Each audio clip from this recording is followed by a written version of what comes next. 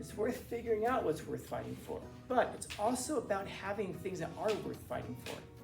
Because if there's nothing in your life that's worth fighting for, then there's nothing in your life that's worth living for, really. Think about the things that make your life worth living. Then hopefully there are things that are worth defending. And there are things that you do have to defend.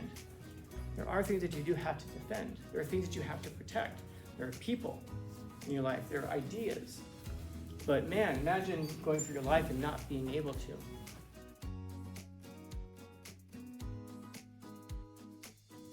We have warriors and we have scholars. And I asked that question a second ago. Where do you find these kinds of characters that are both? And I'll wait, because they're really hard to come by. Today we almost seem to go out of our way to separate these two categories of people. You can even think of it as the proxies that we have for soldiers, which we call athletes. Because remember, most team sports are just proxies for war. Football it's a proxy for war. Baseball is a proxy for war. Soccer is a proxy for war. And the people who play those things, they're playing out a battle, a war on the field every day. It's one of the ways that we get that catharsis out of us so that we don't end up fighting all the time. So, warriors, you can think of those as athletes as well. So we separate our warriors and our athletes from our scholars. We have this stereotype of the non-athletic nerd, and we have the stereotype of the dumb jock.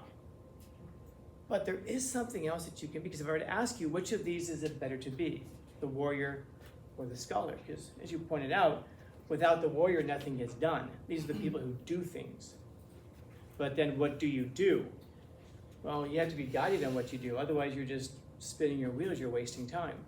So you have a class of people who then say, here's what you should go do, and then the warriors carry it out, or the athletes carry it out. Or even in terms of maybe you could say the workers carry it out. But why does it have to be separated like this? Do you know anybody who's kind of in between? They're a warrior and a scholar? Someone who's smart and they can fight? A person who can get things done and think it through? They're pretty rare, man. They're pretty rare. They're unicorns. But they do exist. But we have almost built up a society around us that says you should be one or the other. Well, which one should you be, probably? Yeah. Yes. In other words, be a person who's capable of thinking, a person who's capable of coming up with ideas and having ideas that are worth fighting for. And then also to be a person who's capable of defending those ideas. What's the point in having a thing if you can't defend it? What's the point in having an opinion, having an idea, if you sit in class and you're afraid of sharing it? Or what's the point of having an idea or an opinion and not being able to protect it or be able to speak it?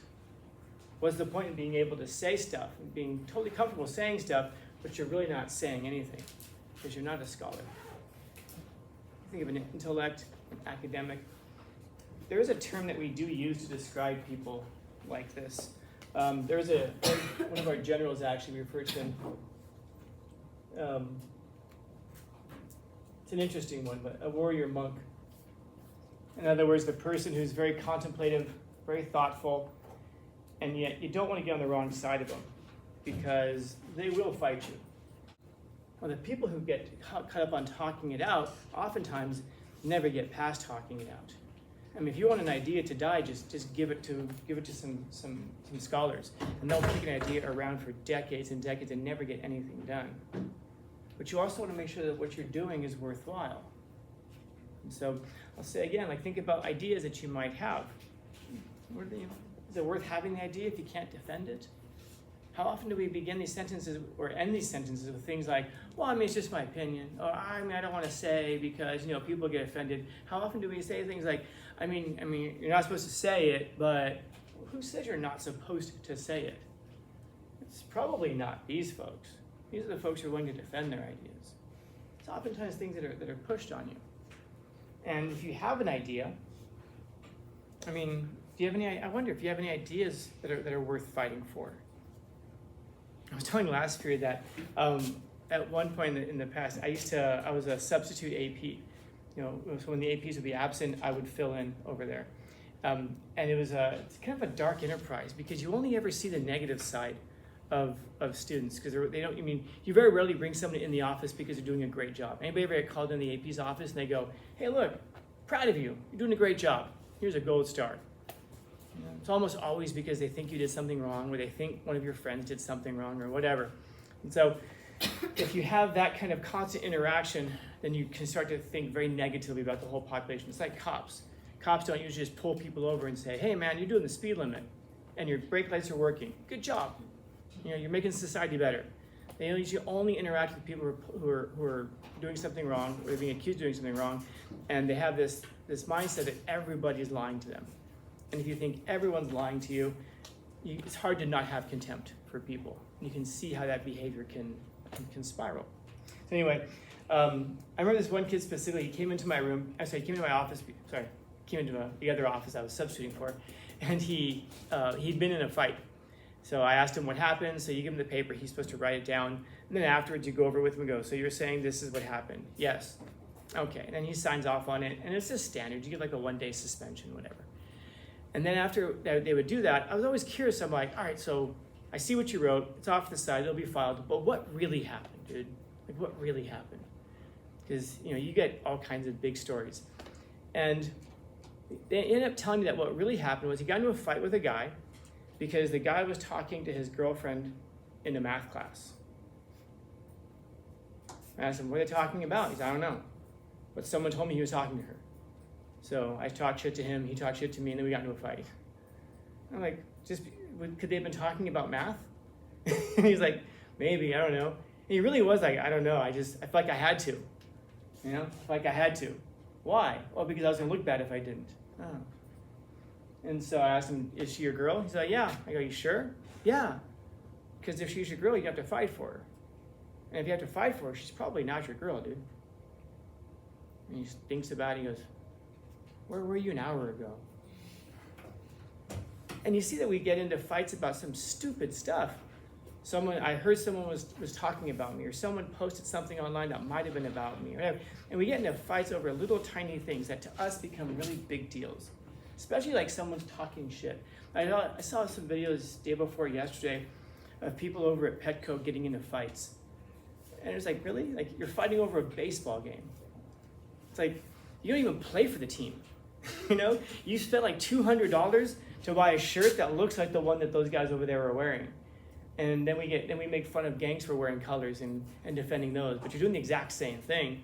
And people are in the stands fighting over which team they think is a better baseball team, which changes, and the team changes every year anyway. The players rotate all the time anyway. And people are out in the stands fighting over this. And I watched a guy yesterday. Sometimes you see people get what they deserve. There's a dude he's just like, baiting a guy. He's like putting his face like, come on, hit me. He's like bouncing out. And you can just see that the guy who's swinging at him, this guy's spent some time on the heavy bag before. And then he eventually connects, and then this guy's face is just bloodied out, and he's laid out, and that's when the girlfriend comes over and tries to separate him out and everything. And what were they fighting over? Somebody hit a baseball? Somebody was wearing a different jersey than what you were wearing for? What I'm getting at is, imagine if countries went to war over stuff like that. What do countries go to war over? Much bigger. What's that? Territory.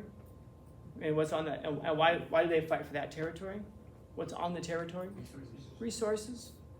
We fight over resources. We fight over ideas. We fight over much bigger things than just that.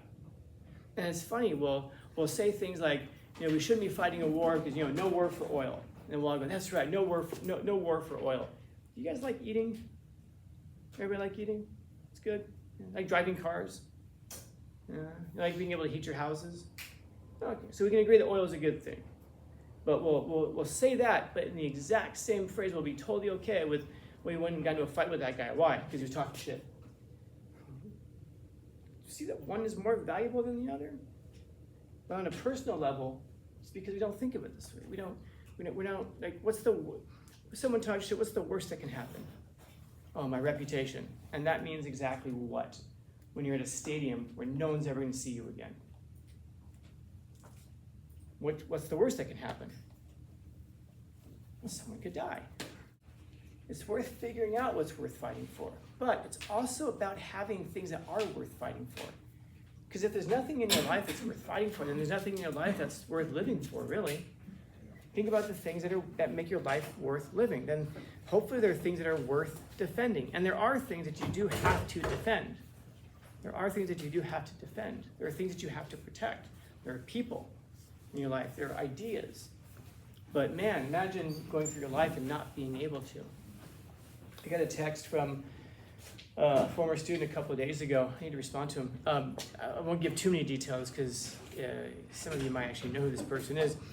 I have to mask some of the details. In short, he's been getting phone calls from somebody who seems to know where he works, and the person is just threatening him, telling him he's going to come after him and whatever. He has no idea why. He can't think of whoever would want to be doing this to him. He's going over his whole, the past few years, and he's like, I can't think of anybody who'd want to do this to me. And the person has said something when they've called that indicates that he knows where this guy works. So he said that part of him wants to call the police and report it because a phone number does come in. It's probably, a ghost number. He's also thought about answering the phone and just saying, look, man, I don't know who you're trying to reach, but you've got the wrong number.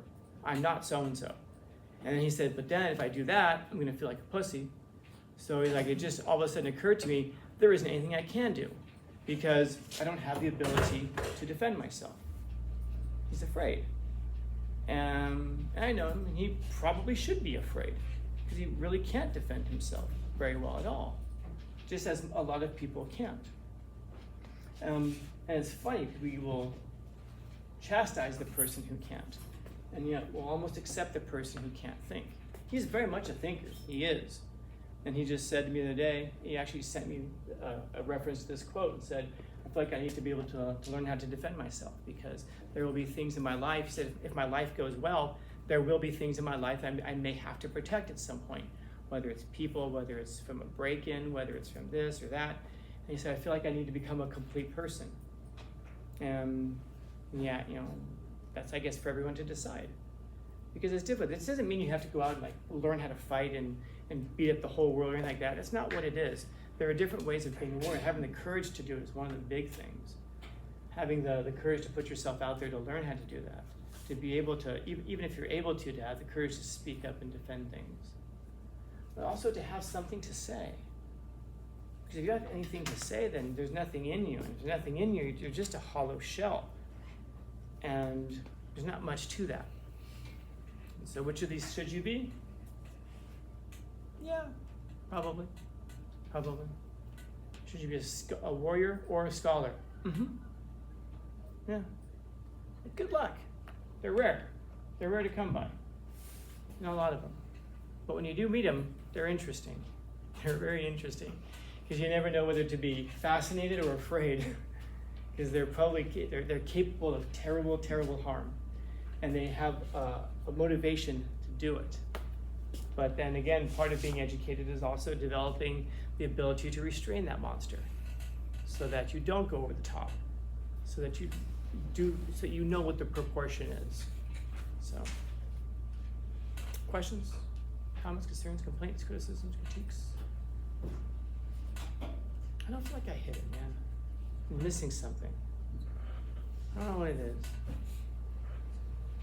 It's too long. I'm missing some things. I'm gonna try again 6th period. Maybe I'll get it then.